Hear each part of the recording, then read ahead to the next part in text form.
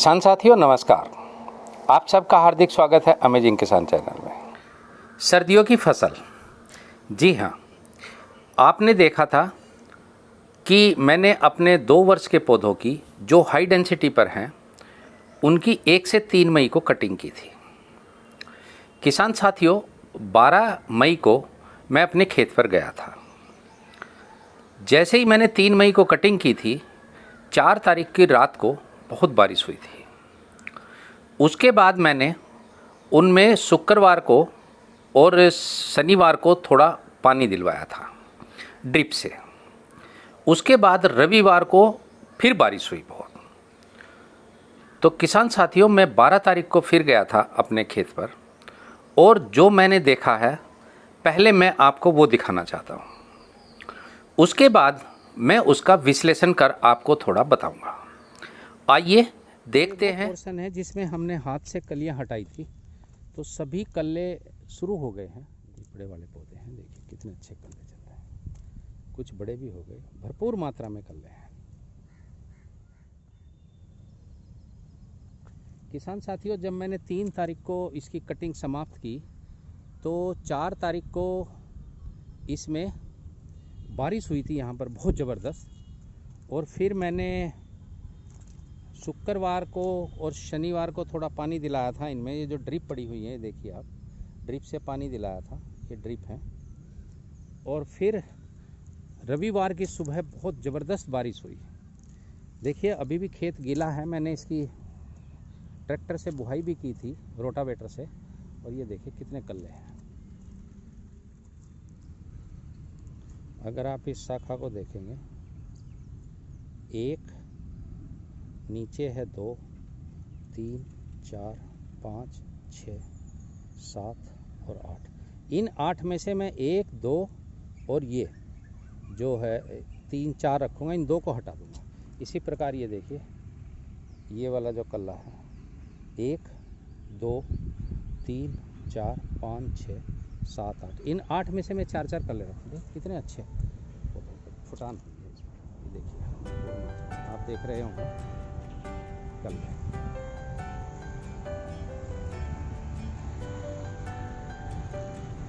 पूरी फुटान।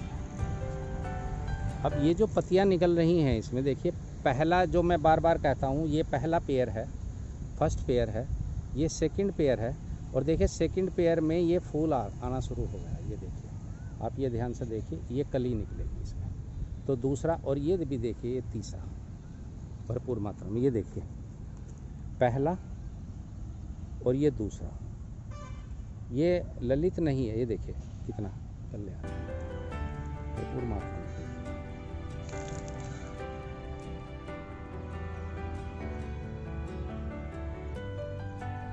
अगर मैं थोड़ा देखूँ, बहुत अच्छा लगा।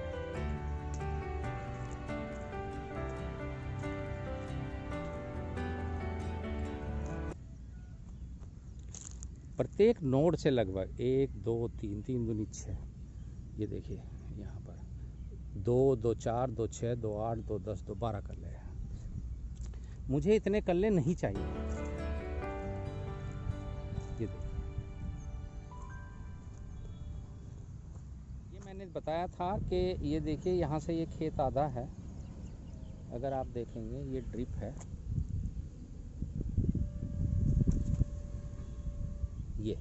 ये आधा खेत हो जाता है। एक ड्रिप ये ईस्ट साइड में चली गई, एक ये वेस्ट में है। तो जो ये पोर्शन था, इसमें मैंने यूरिया का स्प्रे कराया था। अब आइए इनका देखते हैं। ये देखिए कल्ले भरपूर मात्रा में। ये देखिए,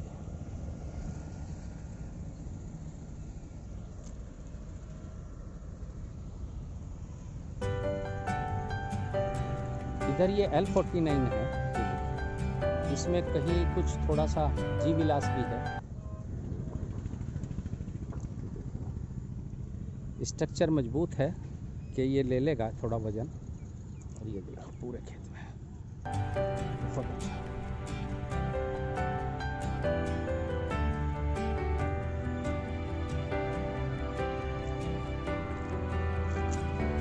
ये कितना अच्छा है, इसको मैं थोड़ा ठीक करूँगा।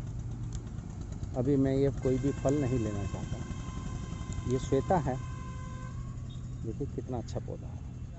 ये 19 का प्लांटेशन है ये, जो मैंने दूसरे खेत से यहाँ पे रीप्लांट किया।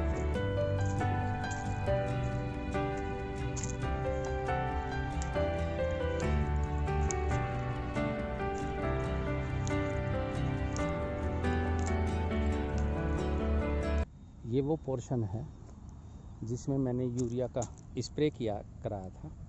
सभी में कल्ले निकल गए और अगले रविवार तक काफ़ी निकल जाएंगे। देखिए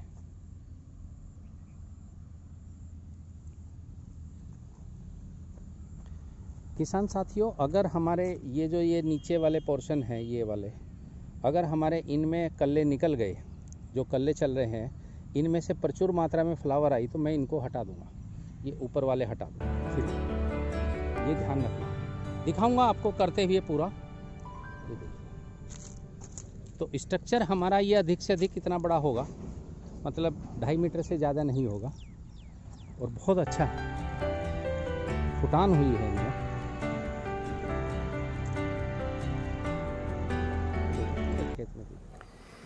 किसान साथियों, अभी आपने देखा कि मैंने काफ़ी विस्तार से बहुत सारे पौधों को दिखाया है आपको। जैसा मैंने बताया था कि मैंने अपने खेत को 2 हिस्सों में विभाजित किया है। एक हिस्से में मैंने हाथ से कलियां तोड़वाई थी और एक हिस्से में मैंने यूरिया का स्प्रे कराया था। दोनों में भरपूर मात्रा में कल्ले हैं, लेकिन जो यूरिया का स्प्रे जहाँ पर कराया था उसमें थोड़ी तेज़ी से कल्ले हैं। बहुत ज़्यादा फ़र्क नहीं है, आप ये कह सकते हैं कि 2 से 3 दिन का फ़र्क होगा लगता है। किसान साथियों, जो आपने देखा था कि एक एक शाखा जो हमने छोड़ी थी लगभग 1 फीट की, उस पर 6 से लेकर 8 तक कल्ले हैं। मेरा ये मानना है कि अगर मैं सभी कल्लों को रखूँगा तो पेड़ के अंदर इतना घना हो जाएगा कि उसमें धूप और हवा का संचार बहुत कम होगा। जो प्रत्येक कल्ले है, जब वो शाखा के रूप में परिवर्तित होगा तो प्रत्येक कल्ले पर कम से कम 6 फूल आएंगे और 6 अमरूद आएंगे। मुझे इतने भी नहीं रखने, मैं उनका भी चयन करूँगा। तो किसान साथियों, अभी जब तक हम खाद लगाएंगे मेरे पास 3 कार्य होंगे। पहला कार्य जो मैं लगभग 30 मई के आसपास करूँगा, इसमें ग्रोथ प्रमोटर का स्प्रे करूँगा, जिससे पौधे में वानस्पतिक वृद्धि कम होगी और जो फूल बनेंगे वो अधिक मात्रा में और स्वस्थ होंगे। दूसरा ये होगा कि 30 तारीख के बाद जो जून का प्रथम सप्ताह होगा उसमें मैं कल्लों का चयन करूँगा। आपको ये देखना होगा कि मैं उसमें कल्ले किस प्रकार कटिंग करूँगा कल्लों की। और तीसरा कार्य होगा, जब मेरे फल बनने लगेंगे, जैसे ही फूल से फल में परिवर्तित होना होगा, तब मैं उनमें से काफ़ी फलों की कटिंग करूँगा, यानी फलों का चयन करूँगा। मुझे ये देखना होगा कि प्रति पौधे में कितने फल रखे हैं। जितने भी आप सेलेक्टेड फल रखेंगे, यानी चुने हुए फल रखेंगे, वे उनकी जो गुणवत्ता होगी बहुत अच्छी होगी, फल मोटे होंगे और पौधा अंदर से बहुत सघन नहीं होगा, क्योंकि प्रत्येक फल को और शाखा को प्रचुर मात्रा में धूप और हवा का मिलेगी और इससे हमारी जो पौधे के अंदर है नमी कम होगी और हमारी फंगस वगैरह का, जो फंगस नमी के कारण बहुत लगती है बरसात में, उसका अटैक कम होगा और हमारा पौधा निरोग रहेगा। किसान साथियों, ये मेरी अपनी थ्योरी है। मैंने बहुत अध्ययन करने के बाद और बहुत सोच विचार के बाद ये देखा है कि अगर इस प्रकार सभी कल्लों को रख देंगे तो उससे फल छोटे हो जाएंगे, फल ज़्यादा मिलेंगे संख्या में, लेकिन जो वास्तविक जो उनका एंड रिजल्ट है, जो अंतिम परिणाम है, वो बहुत अच्छा नहीं होने वाला है। किसान साथियों, ये उसी प्रकार सत्य है कि जिस प्रकार एक परिवार में चुनिंदा बच्चे ही ज़्यादा स्वस्थ और अच्छी उनकी शिक्षा दीक्षा हो सकती है, यही फार्मूला प्रकृति का हमें अपने पौधों पर भी लगाना है। तो अब अगली बार हम मिलेंगे और देखेंगे कि हम किस ग्रोथ प्रमोटर का उपयोग करते हैं।